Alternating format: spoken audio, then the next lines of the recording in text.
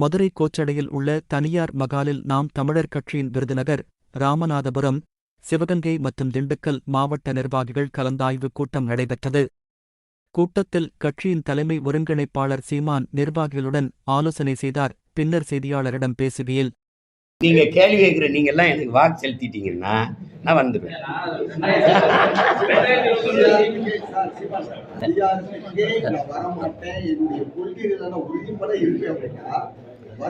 நீங்க என்ன ஒரு கேள்வி அவருக்கு, அதிகாரத்துக்கே நான் வரமாட்டேன்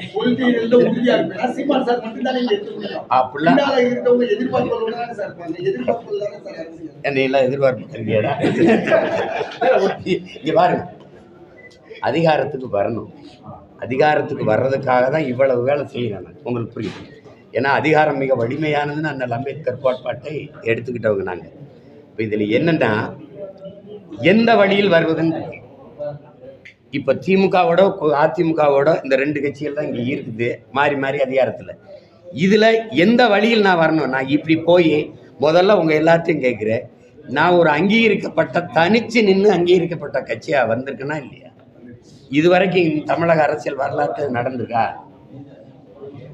திராவிடம் பேசாமல் பெரியாரை பேசாமல் இங்கே ஒன்றும் செய்ய முடியாது. நீங்கள் நான் ரெண்டையும் பேசாமல் அங்கீகரிக்கப்பட்ட கட்சியாக வந்திருக்கேன். ஒரு எளிய மகன் ஐயா விஜயகாந்த் வந்திருக்காருன்னா அவர் புகழ்பெற்ற திரைக்கலைஞர். அவருக்கு நாடெங்கிலும் ரசிகர்கள் குவிந்து கிடந்தாங்க. அவர் படக்குன்னு தொண்டர்களாக்கி வந்துட்டார். எனக்கு ரசிகர்கள் எனக்கு யாருமே கிடையாது. ஒரு மகனாக வந்து கத்தி இந்த 8 ஆண்டு கால அரசியல் 8 ஆண்டு ஆயிடுச்சு சேர்த்து எனக்கு ஒரு சின்னமாக இல்லை. ஒரு நேரம் ஒன்று கொடுப்பாங்க, ரெட்டை மெழுகுவர்த்தியும் கொடுப்பாங்க, அப்புறம் அது போய் சேரும் டபக்குன்னு எடுத்துக்கிட்டு. இந்த விவசாயம்லாம் எப்படி தெரியுங்களா? இது ஒன்றும் சரியில்லை, இதில் ஏதாவது இருக்குதா பாருங்கள், தட்டி பாருங்கன்னோன்னா அதில் இந்த கரும்போட ஒரு விவசாயி இருந்து கண்ணா கிசான்னு ஒன்று கொடுத்தான். சரி இதை குடியான்னு வந்து நான் தான் அதை விவசாயின்னு ஆக்கி கொண்டு போனேன். 6 தேர்தலாக போட்டிக்கிட்டேன், இடைத்தேர்தல் மற்றது இல்லை.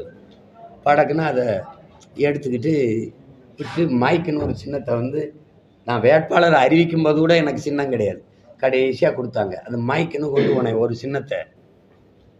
அங்கீகரிக்கப்பட்ட சின்னம் கை, தாமரை, ரெட்டலை, உதயசூரியன் இதெல்லாம் வந்துடுது. எனக்கு 8வது பெட்டியில் இருக்குது என் மைக்கு. அதை மைக்கை தேடினா அதுக்குள்ள கீழே எனக்கிட்ட கொடுத்த மைக்கு இல்லை, கீழே 2 பித்தானை வச்சு அது சீப்பு மாதிரி ஆயிடுச்சு. அதை தேடி 36 லட்சம் பேர் வாக்கு செலுத்தி இந்த மகனை, எளிய மகனை, யாரும் பெரிய வேட்பாளர் இவர் ஐயா பொன்முடி மகன், இவர் ஐயா துரைமுருகன் மகன், இவர் இந்த மகன், அப்படிலாம் ஒன்றும் கிடையாது. சாதாரண பிள்ளைகளுக்கு வாக்கு செலுத்திருக்காங்கன்னா என் மக்கள் எவ்வளோ மகத்தானவர்கள்னு பாருங்கள். அதனால இது அதிகாரத்துக்கு வரணும்னா எப்படி வரணும்னு இருக்கு. நீங்கள் முருங்கை மரம் இந்த மரத்தை தேடுறீங்க, நான் ஏன் ஆலமரம் அரச மரமாக இருக்கக்கூடாது? கொஞ்சம் மெதுவாக தான் வளர்றேனே, உங்களுக்கு என்ன பிரச்சனை? இருங்க. விஜய் உங்களை கூட்டணிக்கு அழைத்தா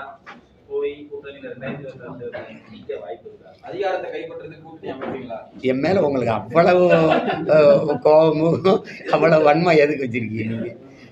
ஏங்க எதடி ஆட்சி அதிகாரத்தில் இருந்த பெரிய பெரிய தலைவர்கள் கூப்பிட்டே நான் போகல. எனக்கு சரி வராது. நான் எடுத்துக்கிட்டு போற அரசியலுக்கு சரி.